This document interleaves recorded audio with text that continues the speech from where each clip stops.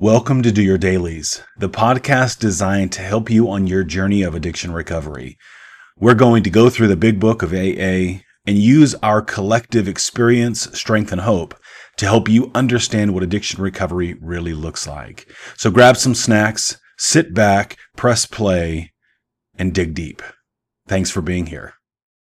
Hey everybody, welcome to this episode of the Do Your Dailies podcast. We're glad you're here today. My name is Chris, and I'm joined by my friends Joe and Dave. Joe, how's the day so far? Well, this day's been awesome. It's a beautiful day here in Utah. I think it's still in the 90s, partly cloudy, but just overall it's been a really beautiful, gorgeous day. And I started out right by going and doing a plunge this morning, so can't complain there. So I'm enjoying today. What is a plunge? What are you talking about?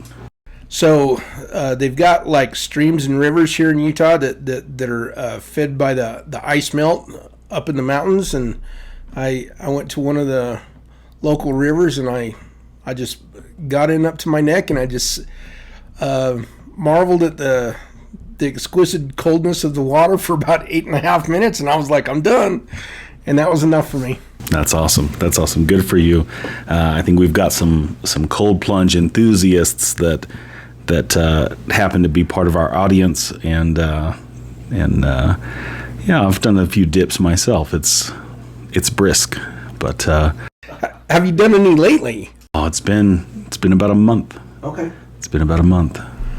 Dave, how are you? Absolutely. I do plunges all the time. I do them regularly every week. I rope myself down into the river and sit there, and then until I'm barely able to pull myself back out. My wife thinks that I have 2 brain cells and only one working. But it is a good day.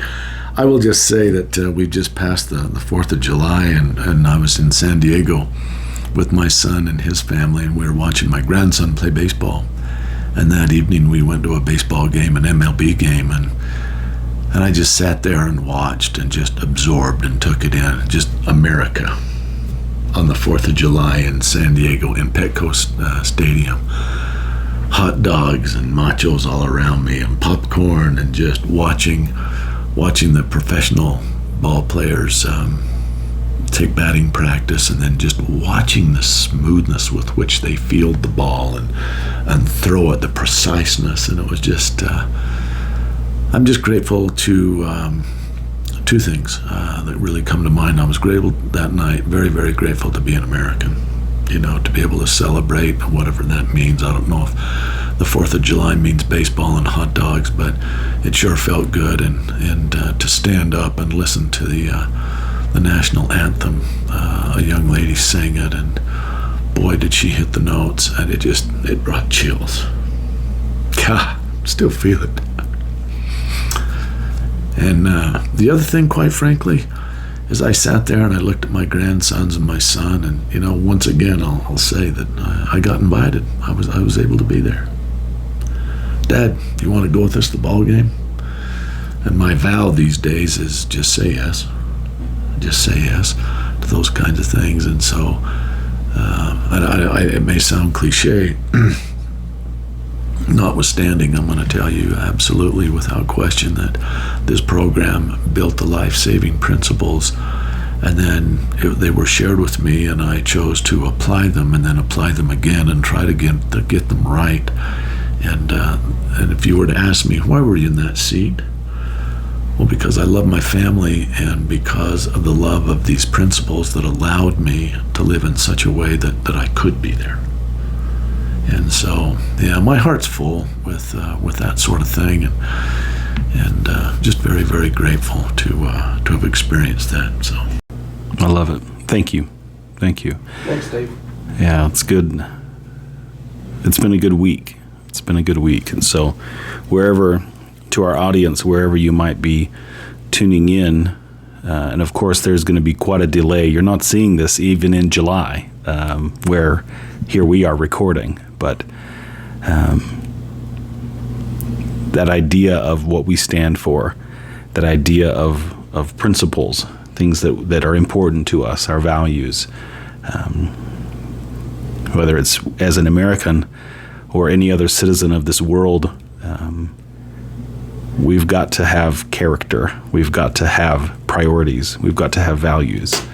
And so I think it leads us very brilliantly into the big book and the core values, not only that are taught there, but when somebody's deciding to get into recovery from whatever, one of the things that I'll ask them to do is to verbalize and identify what their values are, what their priorities are in this world. And that can be a real existential dilemma for people, because for so long, well, I don't know, I just was going on autopilot. I just went about my life and I just said yes to the next question, or I said sure to the boss regarding the next task, and I don't know how I got here. And so when it comes to mental health and recovery and improvement and all of this, we start looking at, well, who are you? What really matters to you? And so I don't really believe in the philosophy of break someone down to build them back up again, but it is, let's get to the core of who we are and really start to understand what we stand for. And that can be a terrifying experience. It can also be an invigorating experience, a little different than your cold plunge, but it can be quite shocking. A little different, yeah. I would agree with that, 100%. Anyway, so yeah, I'm excited to spend some time with you guys today. So in the big book of Alcoholics Anonymous, we're on page 34 today. And anyone have a thought? Anyone want to read? Get that reading kicked off? I'm glad to read today. We'll have to get you a little closer up on that mic, Dave. There we go. Okay. Is that better? That is better. Thank you, sir. Take it away. We're at the top of page 34, and it says, as we look back, we feel had we gone on drinking many years before the point where we could quit on our willpower. If anyone questions whether he has entered this dangerous area, let him try leaving liquor alone for 1 year. If he is a real alcoholic and very far advanced, there is scant chance of success. In the early days of our drinking, we occasionally remained sober for a year or more, becoming serious drinkers again later. Though you may be able to stop for a considerable period, you may yet be a potential alcoholic. We think few to whom this book will appeal can stay dry anything like a year. Some will be drunk the day after making their resolutions, most of them within a few weeks. I have a thought on that. Go for it. I'm marking mine up. I find that fascinating, that little challenge there, and it's not really a little one. So if you're asking yourself, do I have a problem with alcohol? What about leaving it alone for a year? And when I tried that on my own, of course I could leave it alone. And that's what I said in the moment, and then later there was 50 reasons why it wasn't a problem that I could see. I mean, and it never occurred to me that others might see it differently. But of course I could leave it alone for a year. But why would I do that? If it's not a problem, then why would I leave it alone? and I've seen that in others as well. I've even had people say, well, what if, I had one fellow in particular, and he made this interesting comment. He said, well, Dave, and he was in treatment. He said, what if after a year I just go down to the bar, because I love to go there and watch. He was from Boston, so he loved the Red Sox, and I go down to the bar and we have a burger and we have a beer and we watch the game. And he said, what do you think about that? And I said, well, I'm curious, why are you asking me what I think about that? I said, are you looking for permission? Mm-hmm. I said, the reason you're in treatment wasn't because you had a beer. The operative word there is A beer. Singular. You do. Yep. I said, so riddle me this. Have you ever done what you're talking about? And he said, what do you mean? I said, have you gone down to the pub when there was a game on, had a burger, and had a beer? And he said, well, yes, many times. I said, think about the question and tell me the truth. Have you ever gone down and had a burger and a beer. And he put his head down and he said, well, of course not. Of course not. Who goes into a pub and has a beer? Especially just a beer, right? Again, that's just the obsession of the mind at full play. Let's go down. The obsession of the mind, you see, it doesn't say to us, let's go have 50 beers. Let's get absolutely blotto. Let's get stone cold wasted. It says, let's go have a burger. Let's go watch a game. Let's be with the buddies. It doesn't even talk about the beer. The beer's irrelevant. And then before long, the beer becomes very relevant. So I think this is a challenge and to ask ourselves, and whether we could leave it alone or not, but it merits some deep reasoned thinking about, more important than can I leave it apart, why am I even wrestling with this? If others in my family, if I were to ask my wife, tell me what you see, if I were to ask my work cohorts, tell me what you see, and if they give me the truth about what they see, why am I wrestling with this? Why am I trying to defend? And that's just ego, you see. Yeah. That's just me trying to defend my position and not admit the cold hard truth to myself.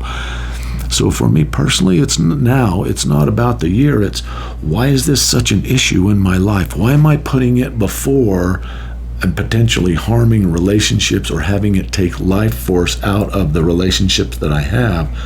And so and then they put it in there, and then they go on to explain, if you're really what he's really saying there is, if you're really one of us, you're he says in here, some will be drunk the day after. Yeah. Making these serious, blood oaths, and I'm drunk the next day. And so I think that's just a very important litmus test and some thinking that, that we should go through.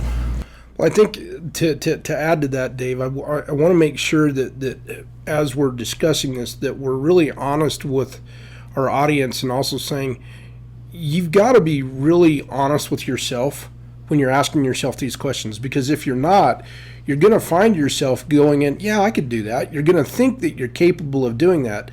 But if you're that real alcoholic that they're referring to, if you're honest with yourself, you've got to admit that there's just no way. It's not the test here isn't just an abstract test. It's an abstract understanding of, like, you understanding yourself and knowing what your limits are. And for alcoholics that are real alcoholics, they don't have a good sense of anything other than the fact that once they start drinking, everything is out of control. And this litmus test is a really good indicator, because it's not our job to point out to somebody, okay, you've got this disease. The person dealing with it needs to be able to actually either acknowledge it or find out on their own. And this is like literally the old timers version of, like, here's the litmus test, go find out. I think that's such a fascinating thing that you mentioned, like, no, I'm not going to go down and have 50 beers. I'm not going to go get drunk. I'm not going to go get high. I'm not going to go gamble my paycheck away or whatever it is. It's that little incremental step. And the conscious mind is recognizing, like, well, I could go do one. Like, I could take this little step, this little risk, and then ego's at play as well. But the beast behind the scenes is not like it's working. It knows what the plan is. It's to introduce a burger and a beer kind of mentality, and that opens the door. That gets the foot in. Mm-hmm. Then we get to change the scenario.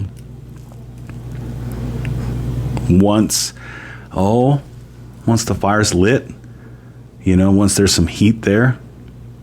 And we talk sometimes about the analogy of boiling a frog in water, and I think that applies. Well, the other thing I said to him, I said, so let's play this tape forward a little bit here. You're going down, and it's a big game. Let's say Boston's playing New York. So you go down, and of course you get your burger early, and And I said, so all the guys are there, and you're watching, they're warming up and whatever, and what can I get you? I'll take the burger, and I better have a lemonade. I said, have you ever done such a thing? Mm-hmm. Would that even be acceptable in that environment to order other than a beer with the burger? And he said, well, of course not. Yeah. I said, so what you're telling me is that a year's time from now, because of the passage of time, you're going to walk into where you are known, where it's kind of like Cheers. Everybody knows your name. You've been into this place. And you're going to walk in and do something you've never done before, which is order a burger and maybe a beer, and then no more after that. You're going to, for the rest of the game, you're drinking lemonade or club soda. Yeah, odds are not. I said, believe me, the obsession of the mind will go in overdrive, and that's precisely the strategy it has crafted to get you in. All it needs to do is get you in. You smell, you hear, all the senses are firing away, and now it's the bottom of the ninth, and you're drinking club soda? Not buying it. I said, your call. I'm not telling you, I'm not predicting a relapse. Mm-hmm. I'm just saying that you're on some very, very slippery slope here. So, your call. Yeah. Okay. For those who are unable to drink moderately, the question is how to stop altogether. Well, that's an interesting thing. Unable to drink moderately. What is moderately? No matter how much I drank, it was always moderate. We were drinking in moderation. We were drinking in moderation. There was only done. We could have swam in what we drank, but anyway. We are assuming, of course, that the reader desires to stop. Now, that's quite an assumption. Are you really desiring to stop? Whether such a person can quit upon non-spiritual basis depends upon the extent to which he has already lost the power to choose whether he will drink or not. Many of us felt that we had plenty of character. There was a tremendous urge to cease forever. Yet we found it impossible. That's quite a statement. We found it impossible to cease forever. This is the baffling feature of alcoholism as we know it. This utter inability to leave it alone, no matter how great the necessity or the wish. He is sharing with us a very deep principle there. Mm-hmm. And what he's saying is, of course, our character's in place. We have this tremendous urge to stop forever, and yet we found it impossible. And it was so baffling that this particular feature of alcoholism, we have the complete and utter inability to leave it alone, no matter how much or how great the necessity. In other words, I've got life coming down on me, my work, my family, all of it. There's this tremendous necessity to stop, or we wish, and yet we cannot leave it alone. And that, I think that's him telling us exactly the notion of those that are unable to drink moderately. That's the abject alcoholic at that point. Yeah. Well, I think there's that idea of, well, maybe after a year I could ... Maybe after 6 months or after 5 years, whatever the time frame is, doesn't really matter. But it's the idea of, do I have to do this for the rest of my life? Do I have to be this way, this new way for the rest of my life? And as a therapist in this work, I'm very cautious in how I respond to a question like that by one of my people. Because if I tell somebody, yeah, you've got to, like, it's over. You can't go back. You can't do this anymore. Then sometimes the ego starts to rebel a little bit and says, nah, I'm not going to do that. Yeah. And so they'll go back into kind of that bottom, like the struggle. And then other people go, that's going to be really hard. But I'm liking what I'm seeing about myself now in early sobriety or early recovery, or these promises and commitments and things that you're telling me I'm going to get. Like, I want that. Yeah. So if I've got to If I can't drink or use anymore, okay. And then others, we have to take it a day at a time, because the fragility, I think, of the ego and resistance too. It's so fragile, I think, and I don't like it. But I find myself not having cookie cutter answers and responses to people, because it kind of depends. It just depends on the person. Even though we read this and like we know truths, you know, but in that moment we're not dealing with just the book and a robotic, automatic way of being. As humans, we are so complex and unique and diverse in all of those things. And so there is somebody who I might say, you know, contestant A, you know, this is how we're going to do it. This is how we're going to help you be healthy and happy and successful and all of those things that you want. And this is the path. And then contestant B, it's different. Not because they're less than or something like that, but it's just we're recognizing how that mind is responding, and that pushback and that willingness and the humility and surrender and all of that other stuff. What triggers are like, how intense cravings are, how if they're a Boston baseball attendee or San Diego or whatever, you know, as humans, we have these different risk levels, and we've got to pay attention to that, I think. You know, whenever clients would always kind of throw that perspective at me, am I going to have to do this the rest of my life?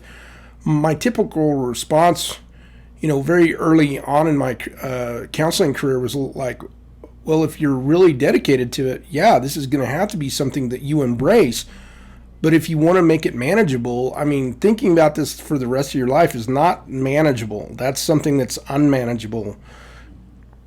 Divide it up into something that is doable. And what's doable is like daily. Can you do it today?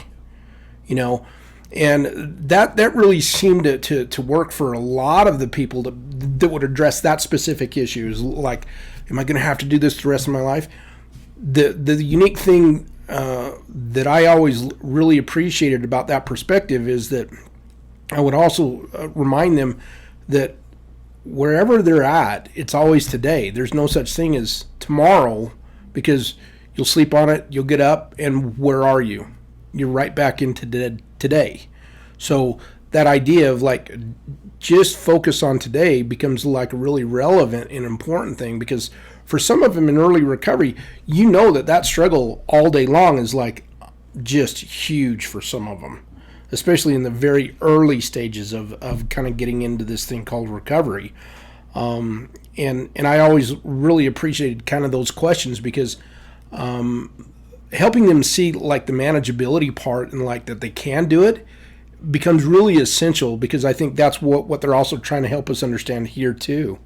You know, is that you need to see the unmanageability, but you also need to also step into what is doable, what is functional, and how do you actually make that function in this thing called recovery. Something just struck me. So you might be sitting there and saying, well, yeah, Dave, you're an old guy. You're 67 years old with how much? So maybe I wasn't one of those guys. Maybe I could drink moderately. Maybe I did not have this inability to leave it alone. Mm-hmm. So either I wasn't one of those guys, so this doesn't really apply, or let's suppose that I was. And after hearing the story that I opened with, so the question that begs asking, the reasoned thinking, says, well, then what did you do? Because they're saying it was impossible. Say, Dave, was it impossible for you? Yes, it was. Could not put it down, couldn't stop. And I won't go into some of the stories and the detail, but trust me on that one. So the real question, the salient question is, well, so then what happened? What did you do? How did you get from utter inability, an impossible situation, to where you are now? If indeed you were one of those guys and you're not fabricating this whole thing, then there must have been a process and a solution. That's what we're talking about. Now, in our readings, we haven't gotten there yet, but I think it's important to note this next sentence, how then shall we help our readers determine to their own satisfaction whether they are one of us? And then if you're honest, as Joe was mentioning earlier, and you say, yes, I am one of those, then you have to trust people like these two guys I'm with, maybe me a little bit, that there is a solution, there is a process, there is a path. And again, I'm sure I've said it in here, I'm not much of a proponent of hope, unless hope comes with a strategy, with a plan, with an action plan. For me to just sit here and hope, I'm not sure what I'm hoping for, but if I've got a strategy, and that's what this book is. So what we're doing is naming the problem first, which is part of the strategy, and then we'll get into what we did. I had the experience. Right now I'm working with a couple of people, and one fellow, we were on the phone, and he said, I had an extremely difficult situation, and he said, I took a friend with me, and my friend looked at me and he said, I don't even know who that was. Well, this guy's I'm working the steps with him. We're on step 4, and we've gone through the first few columns on a couple of these things, and his whole thinking has changed. His whole demeanor, his ability to process and think is very, very different. So it's a transformative. They talk in here about a design for living. So folks, that's what we're talking about here. We're talking about a design for living that will offset an utter inability to put it down and an impossible situation. The solution is here. All I'm asking you is to trust us, continue to listen, and to put into play these steps, because the cold hard truth is the three of us are sitting here for a very specific reason. We did some of this, or all of it, and we continue. So to support what Joe said, I don't talk about how much time I have. I talk about, well, this morning I got up around 5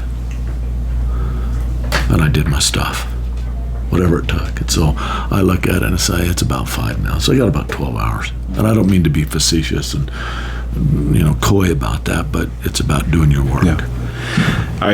Last time we were together a week ago, I mentioned somebody who I love dearly, who's very, very close to me in my life, who's got 7 years now. And I reached out to this person this week as the celebration was going on the group text, and we're so proud of you in these things, and I'm so proud.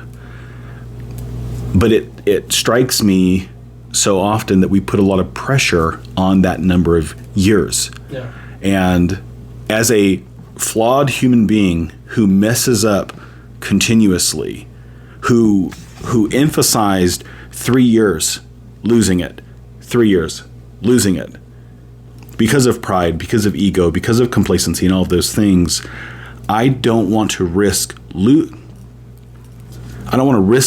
somebody because they're so focused on that platform of how much time they have, right, that they miss the disease lurking there in the corner. And so I love that you put it that way. It's one of the reasons that this is the Do Your Dailies, emphasis on dailies podcast, the Big Book edition, because all I can do is today. I love that you said that too. All I can do is today. Tomorrow's different. It's going to be a Wednesday, a Wednesday in July. It's a birthday of one of my childhood best friends.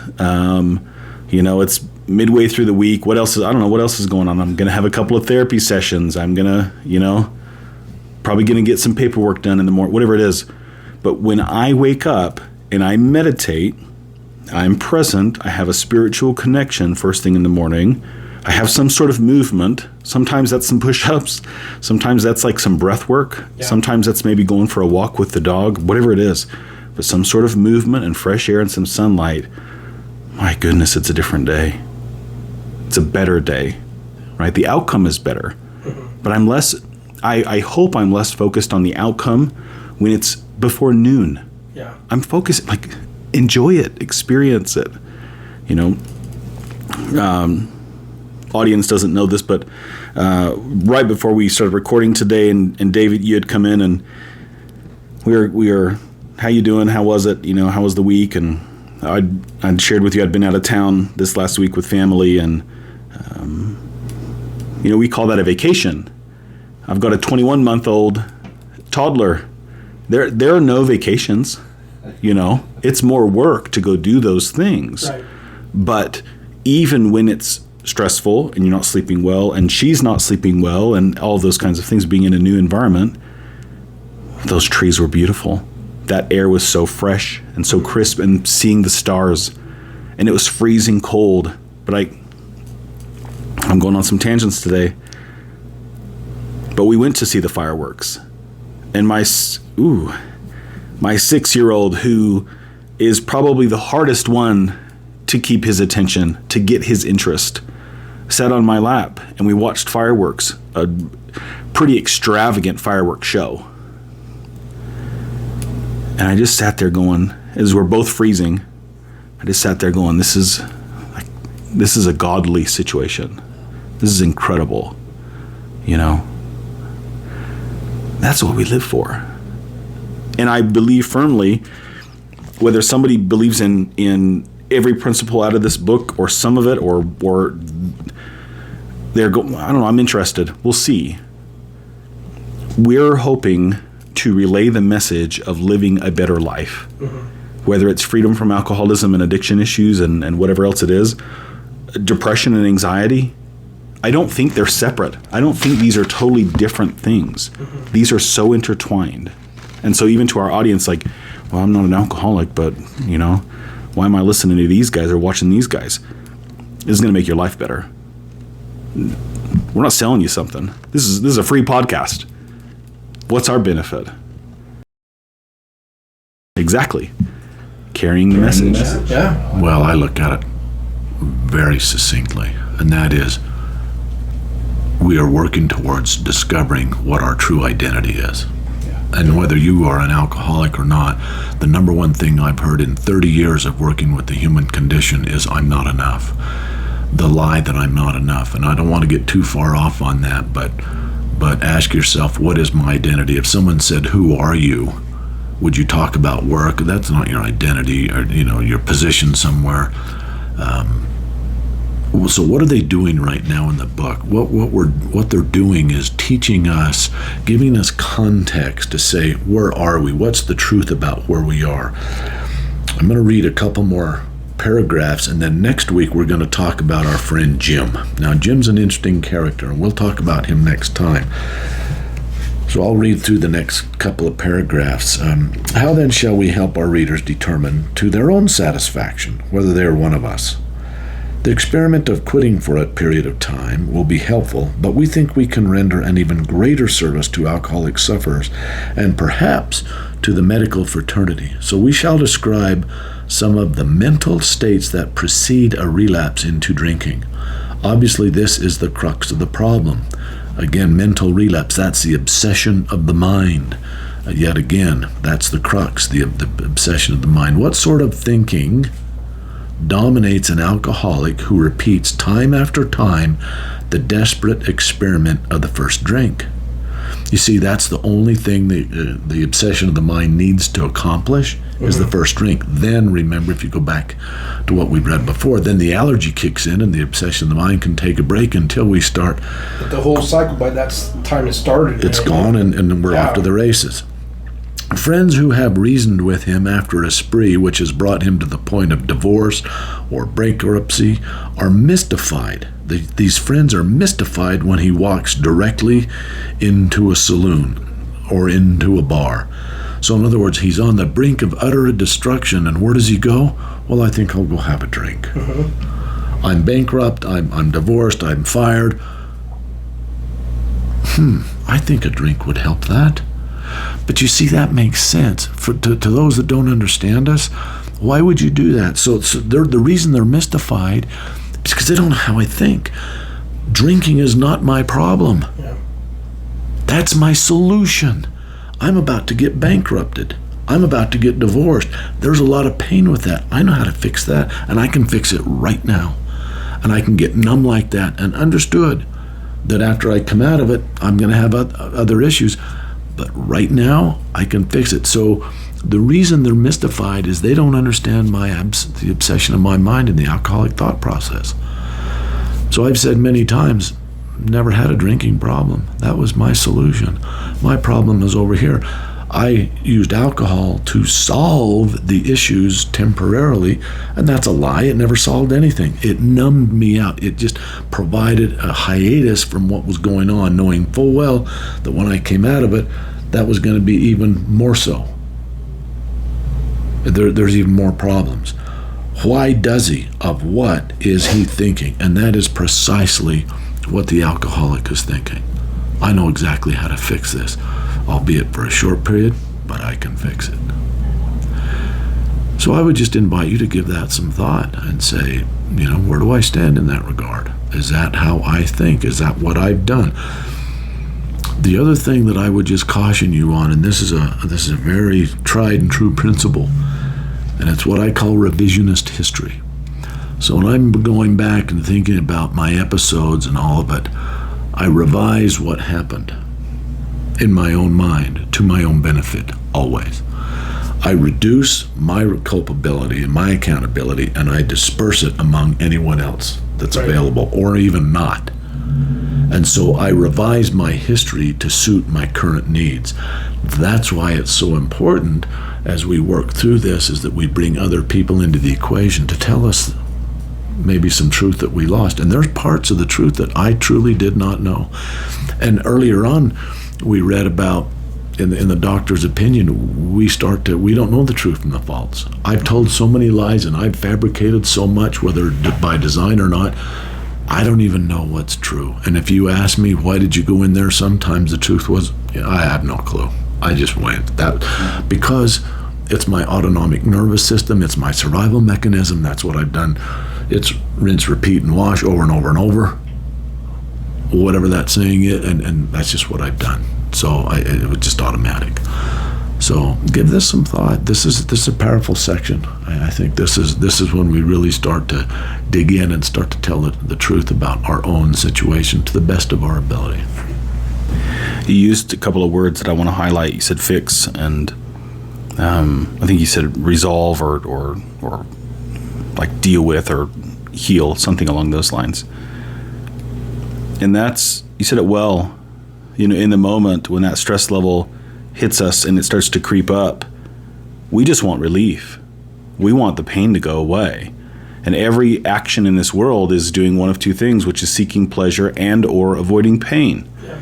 And I've said that in some workshops before, and there's bound to be somebody in the back who goes, no, it's not.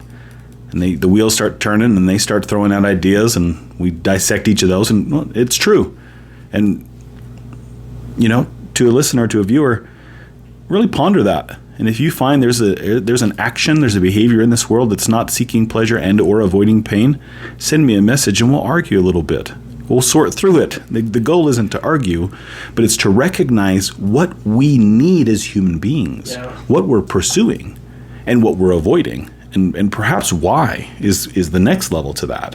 And so again, as that stress level goes up, I know very well what's going to make those problems go away, but they're not going away somewhere else to a distant land, never to return. There's a boomerang effect. Right. And something happens with the physics of our stress and trauma. When it starts to come back, it's coming back with a vengeance. More force is coming. And in that moment, I don't even care, because at least it went away now. At least I'm not dealing with this now. Next week, whenever the check bounces, whenever she finds out, whatever it is, I'll deal with it then. Or one other aspect, they'll never find out. Oh, we're the master of espionage. Yeah. They will never. We'll keep it going, I can play the shell game. Yep. Nobody will see. Nobody knows. Mask the breath. Whatever the great lengths, man. And what a interesting opportunity maybe to press pause, and what are those masterful techniques that you do or have done to get away with it, to not be found out, to maintain that status quo, to survive even. Now here's a thought. with what he just said, we are the master manipulators. We can camouflage and do that. That's good news.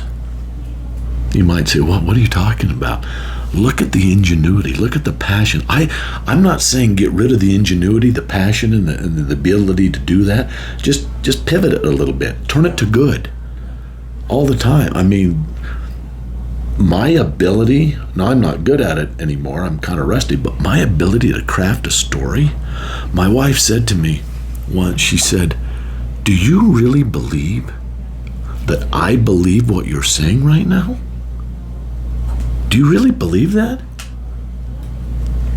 And in my mind, I'm thinking, okay, she's not quite believing me yet. So, all right, I got to work it some more. Yeah, let's double down. That's exactly what I was thinking. I'm going to pull out another arrow here, you know. and I did. It's like, really? Do you think I'm buying this? Okay, not yet. The operative word, yet. I just. So what I'm saying is that same creativity and passion, if we can just pivot that, repurpose it a little bit, think about, and that's why you see some folks that work this program and they just turn into masterful business people. They work in the social work or business or just imagine being able to articulate ourselves in relationships and tell our truths and do it with the same passion. It's remarkable. The other thing to think about here just occurred to me. If you are experiencing as you're going through this where in a conversation someone says to you something like, every time we talk, somehow with what you did, somehow it always turns out to be my fault. And we are masters of that. Somehow we can, and my wife said that to me as well. She said, it's a remarkable something you do, and then by the time we're done discussing it, she said, it seems like it was all my fault, that you did what you did, but it was, and I said, oh yeah.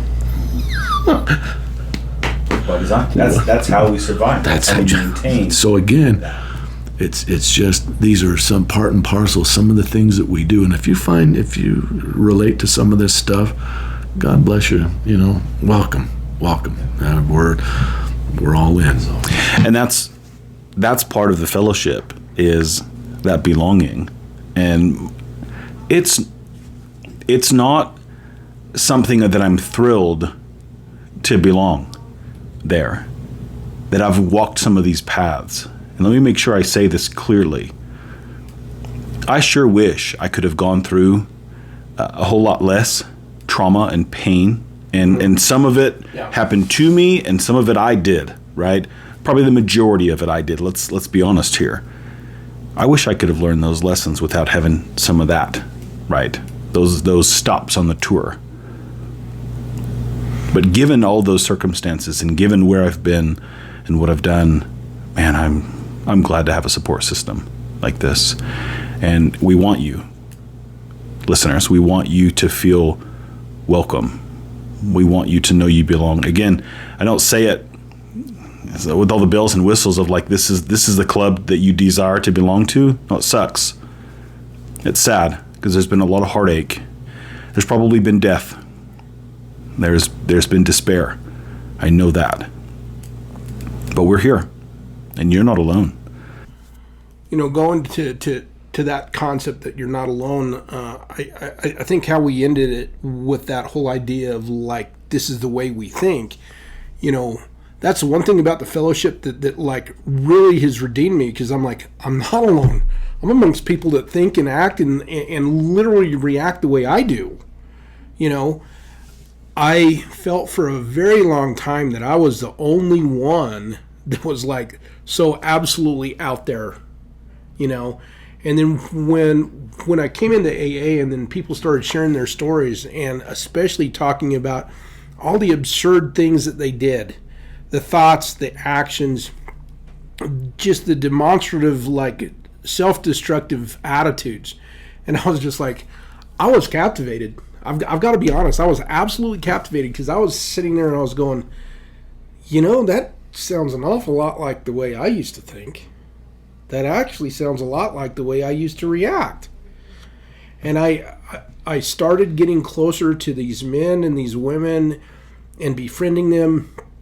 And there was, things are different when you're in recovery than when you're in addiction, but there's still that underlying like jovial aspect of like, hey, do you remember when we did this insane thing? And everybody's like laughing and they're, but there's an earnestness around that where it's like, I don't have to re-engage in that. I'm sober today, but this is the stuff that reminds me of where I've been.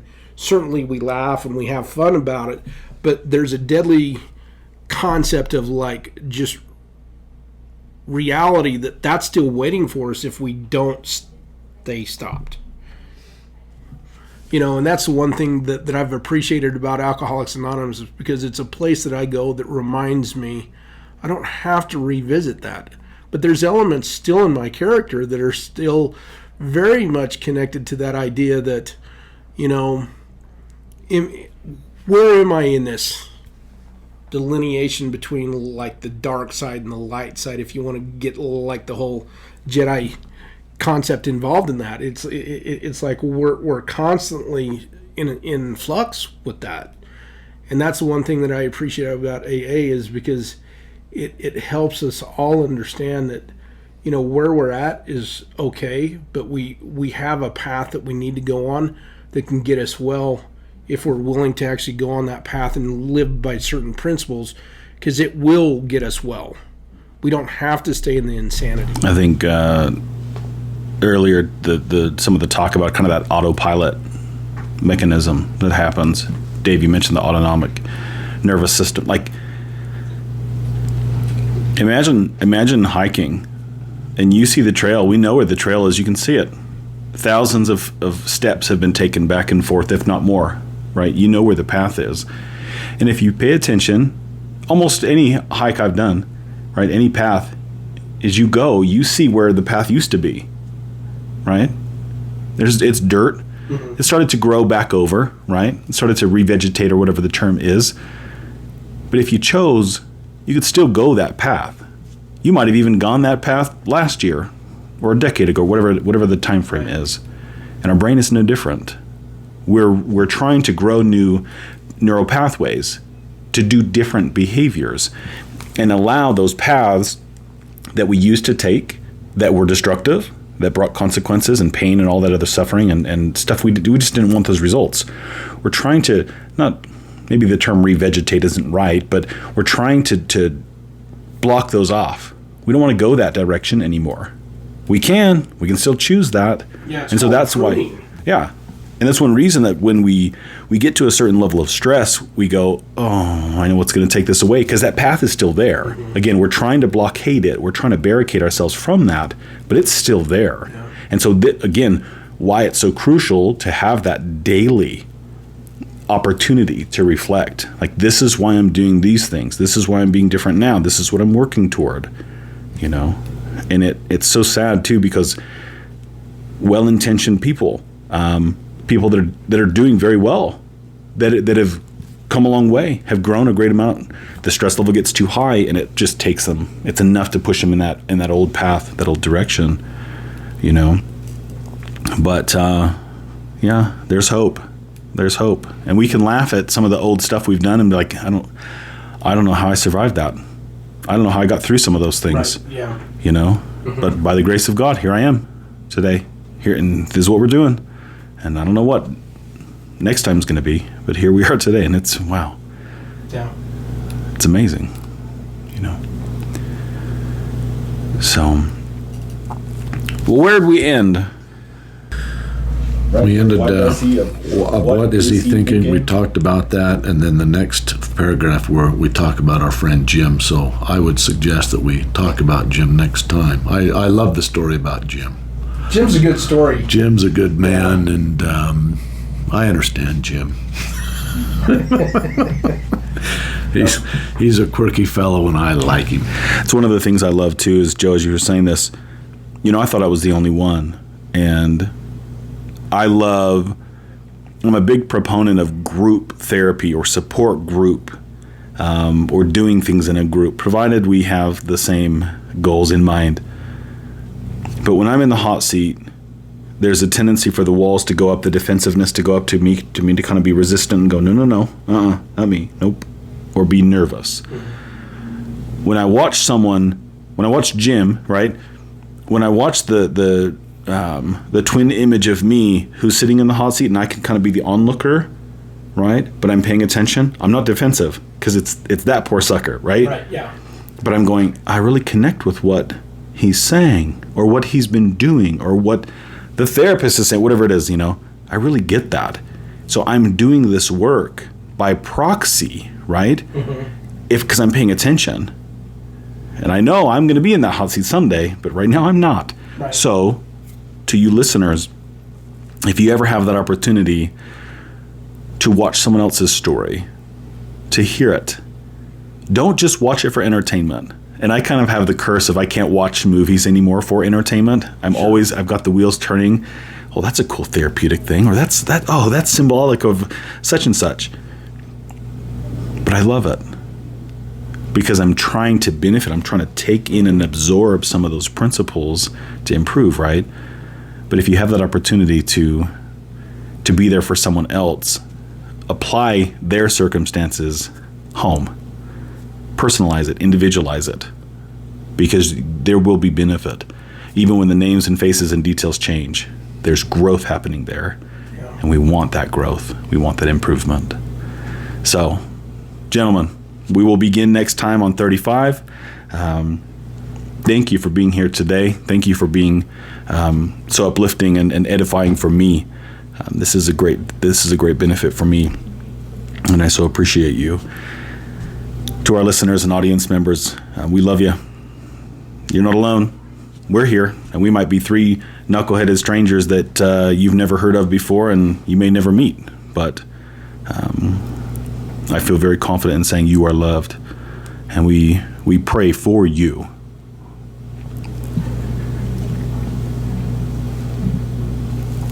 And I just hope that you don't ever feel like you're the only one and that nobody cares. And even though we're strangers, most likely we care. Have a great rest of your day. We'll see you next time. Thanks for joining us. Thank you. Thanks for checking out this clip from the Do Your Dailies Big Book podcast. If you like what you hear and you want more, please like and subscribe and share this show with your friends, with your clients, with your sponsees. That's the best way to support us bringing you more recovery content. You can follow us on YouTube, Facebook, and X at Do Your Dailies. This podcast is sponsored by Hobble Creek Health and is edited and produced by Nielsen Digital.